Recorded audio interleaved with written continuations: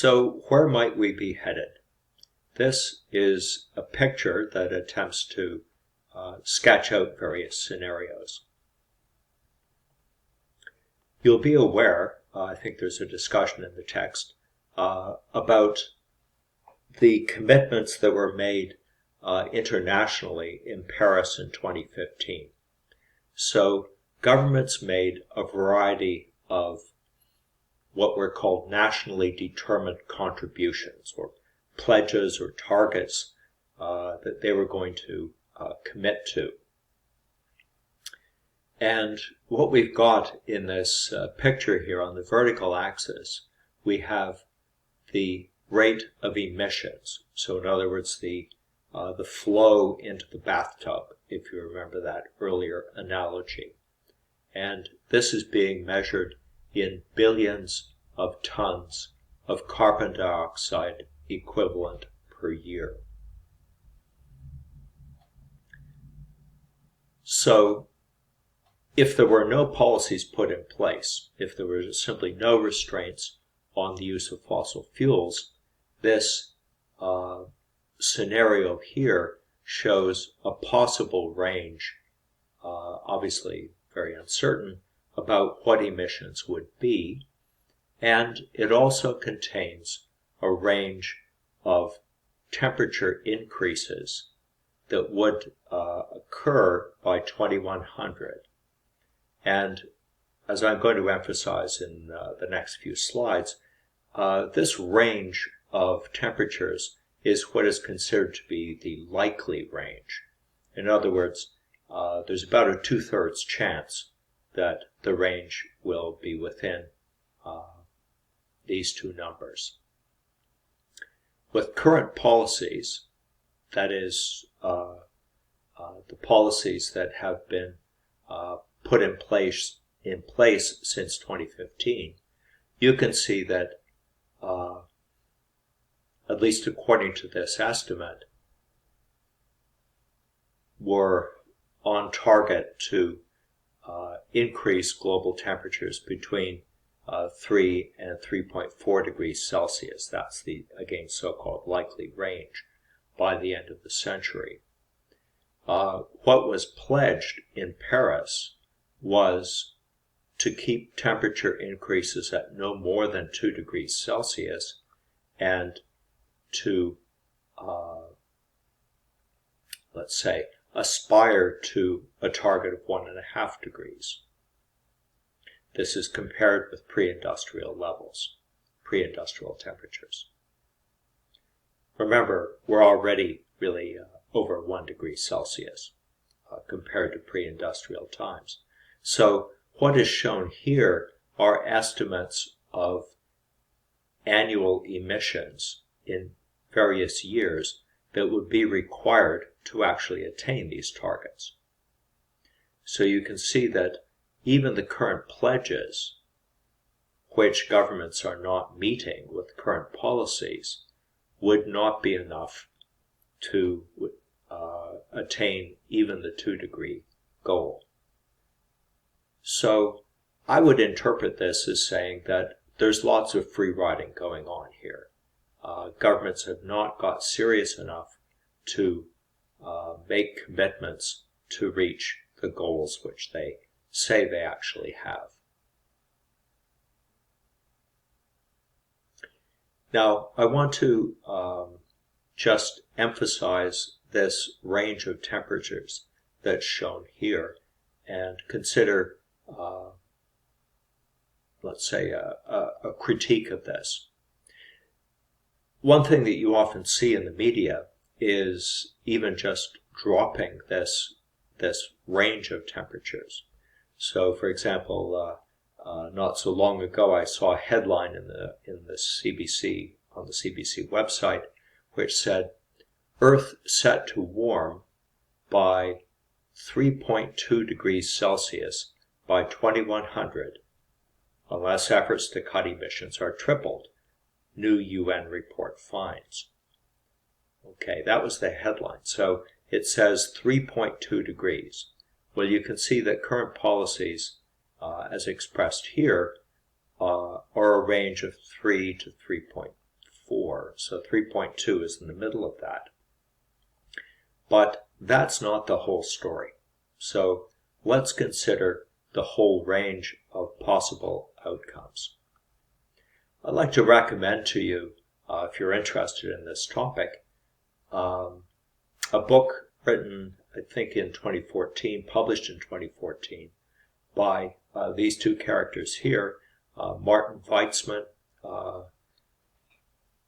who was then a professor of economics at the Massachusetts Institute of Technology, and his former PhD student, Gernot Wagner. And their book is called Climate Shock. And one of the key ideas that I think comes out of this is something that had been bothering Professor Weitzman for a long time. That is the possibility of very bad things happening. In other words, when we're talking about these likely ranges, when you see estimates of what the long-term effect of increasing greenhouse gases in the atmosphere is going to be, what's usually quoted is some likely range. Now, what that means is that, as I said a minute ago, that there's like a 2/3 chance that the actual temperature is going to fall in this range. What this picture is, for those of you who've taken a course in statistics will understand what this is. This is a probability density curve or function. And the area, it's constructed so that the area under this curve, if we added it all up, sums to 1. So that's saying that there's a probability of 1 that something's going to happen. So if we take two ranges, this looks like about 1.5 degrees and maybe 4.4 degrees, the area under this curve is about 0.67, or about 2/3. So that's saying there's a 2/3 chance that the temperature increase, if we were to double the amount of carbon dioxide in the atmosphere compared to pre-industrial levels, there's a 2/3 chance that the temperature will fall within that range. But there's also a chance that it could be much higher. It could be higher because there are all kinds of things which we don't know about the possible consequences of increasing carbon dioxide and other greenhouse gases in the atmosphere. For example, you may have heard the term tipping point, which is really the idea that once greenhouse gas concentrations reach a certain point, once climate change and temperature changes have reached a certain point, then other processes start into motion which reinforce climate change. It could be the melting of ice that I've talked about before.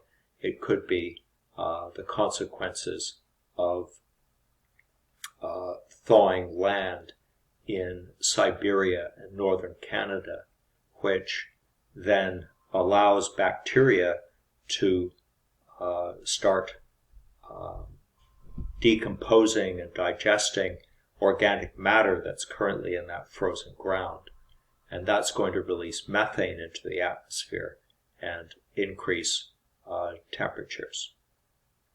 Well, that's just one example.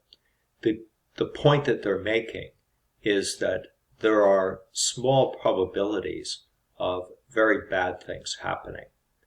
The 2 degree Celsius target that was set in Paris in 2015 was chosen because the idea of getting above 2 degrees Celsius was regarded as significantly dangerous and something that we don't want to risk.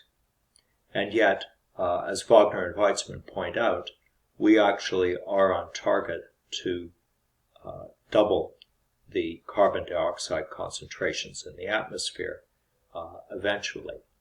So they suggest that we should think about focusing on the worst outcomes in exactly the same way as you would focus on the worst outcomes if you buy fire insurance for your house or collision insurance for your car and other kinds of insurance against relatively low probability things, but things that would be very expensive if they do happen. So what the authors do in their book is they take information. This was done in 2014, estimates of carbon dioxide concentrations by the year 2100 with the policies that were in effect in 2014. And they put together a lot of studies to construct this description of what might occur in that event. So what they concluded was that there was a significant probability of temperature increases, global temperature increases of more than 6 degrees Celsius, a greater than 10% chance. And of course, if 2 degrees Celsius is considered something beyond which we shouldn't go, then you can imagine that 4 or 5 degrees is going to be extremely bad. They consider temperatures above 6 degrees as being, they would call it catastrophic. So this could bring about situations in which civilization as we now know it could not continue, and large parts of the earth would become virtually uninhabitable. So their argument is, if we go back to thinking about what should we do about climate change, what kind of carbon taxes should we impose, their argument would be that we should not, under any circumstances, risk complete disaster. If you think about a cost-benefit analysis and you think, well, how do I value what's the value today? What's the cost today of, what's the benefit today of avoiding essentially the end of the world 150 years from now? It's a ridiculous question which has no real answer. That's why they think traditional cost-benefit analysis, which we've actually skipped over in this course, is not really very useful in thinking about this problem. That we should simply consider this as a risk management problem and as buying insurance. We should pay whatever is needed to avoid a significant risk of complete catastrophe in the future. Well, there's one topic that I haven't addressed, one important question. Your text talks about how renewable energy has become cheaper and cheaper, which is indeed true. And that raises the question of whether we don't really have to take other policy actions, like significant carbon taxes. Maybe we can just sit back, let technological change take place, and cheap renewable energy will solve our problems. Well, that's a big risk. Weizmann himself thought that getting off fossil fuels was not at all going to be easy, and that it would be very unwise to gamble the future of civilization on technological change. As well, what you can see if you look back at the earlier graphs is that emissions, if we're going to keep the chances of temperatures rising more than 2 degrees Celsius, if we're going to lower the probability of that happening, emissions have to fall very quickly. That's what people have been emphasizing in recent years, that instead of emissions continuing to increase, as has been the case, we need to rapidly decrease emissions. And the problem is that if we just sit back and wait for these investments to take place, it may not happen at a speed and at a scale that is necessary to reduce emissions fast enough.